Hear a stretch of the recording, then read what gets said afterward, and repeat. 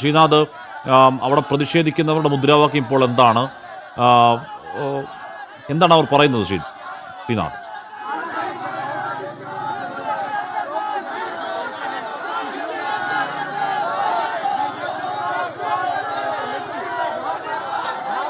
ഏതായാലും ഹൈക്കമ്മീഷൻ അകത്തേക്ക് ഞങ്ങൾക്ക് പോയേ പറ്റൂ എന്ന മുദ്രാവാക്യം വിളി നമുക്ക് കേൾക്കാൻ കഴിയുന്നുണ്ട്. പാകിസ്ഥാൻകാർക്കാർക്കും ഇനി ഇവിടെ ഇന്ത്യയിൽ സ്ഥാനമില്ല എന്ന മുദ്രാവാക്യം വീണ്ടും ആവർത്തിക്കുന്നു. പാകിസ്ഥാൻ മുർദാബാദ് എന്ന മുദ്രാവാക്യം അവർ ആവർത്തിക്കുന്നു.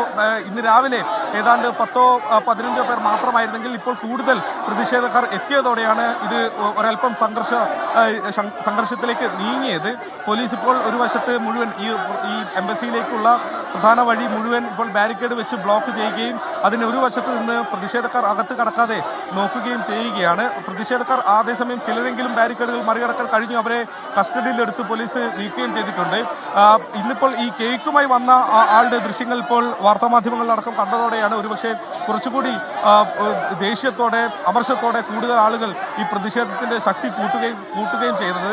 അങ്ങനെ ഒരു മോശപ്പെട്ട അവസ്ഥയിൽ നമ്മൾ ഇരു രാജ്യങ്ങളുടെയും ബന്ധം നിൽക്കുമ്പോൾ അവർ നമ്മുടെ ജനങ്ങളെ വെടിവെച്ച് കൊന്നു, ആ ഗവൺമെന്റ് കൂടി അറിഞ്ഞുകൊണ്ട് അങ്ങനെ ഒരു ഭീകരാക്രമണം നടന്നു എന്നൊരു ഒരു സാഹചര്യത്തിൽ കാര്യങ്ങൾ നിൽക്കുന്ന സമയത്ത് ഇങ്ങനെ ഒരു കേക്കുമായി ഒരാൾ അകത്തേക്ക് പോകുന്ന ദൃശ്യങ്ങൾ കൂടി കണ്ടതോടെ യഥാർത്ഥത്തിൽ വലിയ അമർഷം ഇന്ത്യക്കാരിലെല്ലാം ഉണ്ടാവുന്നുണ്ട്. അതിൻ്റെ ഒരു പ്രതിഫലനമാണ്, അതിൻ്റെ ഒരു ചിത്രം തന്നെയാണ് ഇവിടെയുള്ള ഈ പ്രതിഷേധവും സൂചിപ്പിക്കുന്നത്. ഏതായാലും നിരവധി ആളുകൾ ഇങ്ങോട്ട് എത്തിയിട്ടുണ്ട്. എംബസിക്ക് 2 വഴികളാണുള്ളത്. അതിൽ സാധാരണ ആളുകൾ പ്രവേശിക്കുന്ന വഴിയിലേക്കാണ് ഇപ്പോൾ പ്രതിഷേധവുമായി എത്തുന്നത്. ഇന്ന് രാവിലെ 1ഉം 2ഉമായി ഇങ്ങനെ പാക് പൗരന്മാർ രേഖകളുമായി എംബസിയിലേക്ക് വരുന്നുണ്ട്, ഹൈക്കമ്മീഷനിലേക്ക് വരുന്നുണ്ട്. അവിടെ ഇവരുടെ വിസ റദ്ദാക്കുന്ന സാഹചര്യത്തിൽ ഇന്ത്യയിൽ തുടരുന്നതും മടങ്ങി പോകുന്നതും അടക്കമുള്ള കാര്യങ്ങളിലൊക്കെ അവർക്ക് ആശങ്കയുണ്ട്. അത് പരിഹരിക്കാൻ വേണ്ടിയാണ് ഈ ഹൈക്കമ്മീഷനിലേക്ക് സ്വാഭാവികമായും ഈ പാക് പൗരന്മാർ എത്തുന്നത്. അങ്ങനെ ആളുകൾ എത്തുന്ന വഴിയിലാണ് ഇപ്പോൾ പ്രതിഷേധം നടക്കുന്നത്. അതുകൊണ്ട് ഇനിയിപ്പോൾ ഇങ്ങോട്ടേക്ക് വരാൻ പാക് പൗരന്മാർക്ക് വരാനുള്ള സാഹചര്യവും ഇപ്പോൾ ഏതാണ്ട് അടയുന്നുണ്ട്. ആ തരത്തിൽ പ്രതിഷേധം മുന്നോട്ട് പോകുന്നു. ഇപ്പോൾ പ്രതിഷേധക്കാരെ ഒരു പക്ഷേ കസ്റ്റഡിയിലെടുത്ത് നീക്കാനുള്ള സാധ്യത നമ്മൾ കാണുന്നുണ്ട്. അവരെ കസ്റ്റഡിയിലെടുത്ത് മാറ്റാനുള്ള ഒരു വാഹനം പോലീസ് ഇങ്ങോട്ട് എത്തിക്കുന്നുമുണ്ട്. ഒരു പക്ഷേ ഇപ്പോൾ തന്നെ അല്പസമയത്തിനകം തന്നെ പ്രതിഷേധക്കാരെ ഇവിടെ നിന്ന് നീക്കാനായിരിക്കും പോലീസ് ഉദ്ദേശിക്കുന്നത്. ഇന്ന് രാവിലെ ഇത്തരമൊരു പ്രതിഷേധ സാഹചര്യമൊന്നും ഇവിടെ ഉണ്ടായിരുന്നില്ല. അതേ തുടർന്നാണ് നേരത്തെ ഏർപ്പെടുത്തിയ സുരക്ഷ പോലും, ഹൈക്കമ്മീഷണർ ഏർപ്പെടുത്തിയ സുരക്ഷ പോലും പിൻവലിക്കാൻ പോലീസ് തയ്യാറായത്. പക്ഷേ പിന്നീട് ആളുകൾ പ്രതിഷേധവുമായി എത്തിയതോടെയാണ് വീണ്ടും ബാരിക്കേഡുകൾ ഈ വഴിയിലൊക്കെ സ്ഥാപിക്കേണ്ടി വന്നത്. ആ പ്രതിഷേധം ഒരു ഘട്ടത്തിൽ അത് അണപൊട്ടുകയും അത് മുന്നോട്ട് നീങ്ങുകയും പോലീസുകാരെ തള്ളിമാറ്റി മുന്നോട്ട് വരികയും പിന്നീട് ബാരിക്കേഡുകൾ മറികടന്ന് വരാനുള്ള ശ്രമം പോലും ഒരു ഘട്ടത്തിൽ നടന്നതാണ്. ആ സമയത്താണ് ഇപ്പോൾ ബാരിക്കേഡിന്റെ ഒരു ഭാഗത്ത് പോലീസുകാർ അണിനിരന്ന് ഈ പ്രതിഷേധത്തെ ഒരു വിധം തടഞ്ഞു നിർത്തുന്നത്. ഏതായാലും എംബസിക്കകത്ത് ഇപ്പോൾ ഹൈക്കമ്മീഷനകത്ത് പാകിസ്ഥാന്റെ ഉദ്യോഗസ്ഥരൊക്കെ ഉണ്ട്. അവർ ഇസ്ലാമാബാദുമായി സംസാരിക്കുന്നുണ്ട്, ഈ സാഹചര്യം വിലയിരുത്തുന്നുണ്ട് എന്നതാണ് മനസ്സിലാക്കുന്നത്. പാകിസ്ഥാന്റെ ഉപപ്രധാനമന്ത്രിയും വിദേശകാര്യ മന്ത്രിയുമായ ഇഷാഖ് ദർ ഇന്നലെ ഒരു സ്വകാര്യ ചാനലിന് നൽകിയ അഭിമുഖത്തിൽ ഇന്ത്യക്കെതിരെ വീണ്ടും ഒരിക്കൽ കൂടി പ്രകോപനപരമായ പ്രസ്താവനകളാണ് അദ്ദേഹം നടത്തിയത്.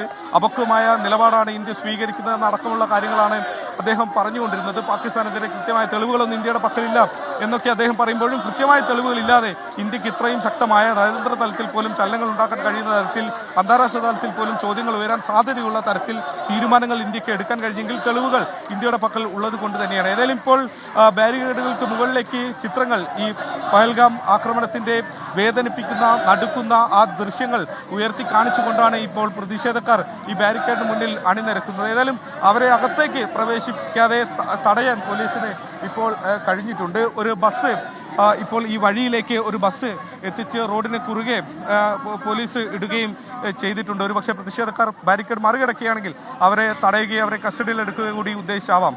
അശ്മി, ശ്രീനാഥചന്ദ്രനാണ് പാക് എംബസിക്ക് മുന്നിൽ നിന്ന് വിവരങ്ങൾ നൽകിയത്. ഇപ്പോൾ കേക്ക് കൊണ്ടുപോകുന്നത് ഒരു ചെറിയ പ്രകോപനത്തിനുള്ള കാരണമാണോ എന്നൊക്കെ സംശയം ഉണ്ടായാൽ അത് കാരണമാണ്. കാര്യം നമ്മൾ അത്രത്തോളം സെൻസിറ്റീവായി നിൽക്കുന്ന സമയമാണ്. അതിന് മുന്നിൽ അവിടെ പ്രതിഷേധം തുടരുന്നുണ്ട്. പാകിസ്ഥാനാണ് അതിന് കാരണം എന്ന് നമ്മൾ ഉറച്ചു വിശ്വസിക്കുന്നുണ്ട്. അതുകൊണ്ടാണ് നമ്മൾ വലിയ 3 യുദ്ധകാലങ്ങൾക്ക് പോലും ഉണ്ടാവാത്ത വിധമുള്ള കടുത്ത നയതന്ത്ര നടപടികളിലേക്ക് നീങ്ങാനുള്ള കാരണം അത് വ്യക്തമായ തെളിവുകൾ നമ്മുടെ പക്കലുണ്ട് എന്നുള്ളത് കൊണ്ട് തന്നെയാണ്. അതിനിടയിലാണ് ആ ഓഫീസിലേക്ക് ഒരാൾ കേക്ക് കൊണ്ടുപോകുന്നത്. അതിനെ തുടർന്നുള്ള പ്രതിഷേധം, ഇപ്പോൾ പ്രതിഷേധക്കാരെ അവിടുന്ന് പോലീസ് മാറ്റാനുള്ള നീക്കങ്ങൾ തുടങ്ങിയിട്ടുമുണ്ട്. തിരികെ എത്താം ഇടവേളയ്ക്ക് ശേഷം. This is 24.